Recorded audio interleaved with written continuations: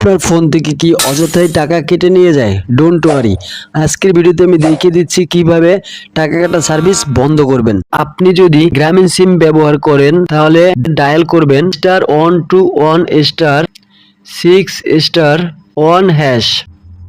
নিচে দেখতে পাবেন লেখা চলে আসছে অল সার্ভিস ডিএক্টিভেটেড সাকসেসফুল।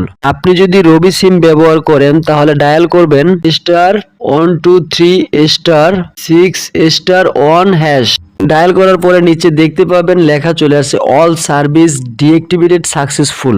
আপনি যদি বাংলালিংক সিম ব্যবহার করেন তাহলে ডায়াল করবেন *121*7*1*2*1#।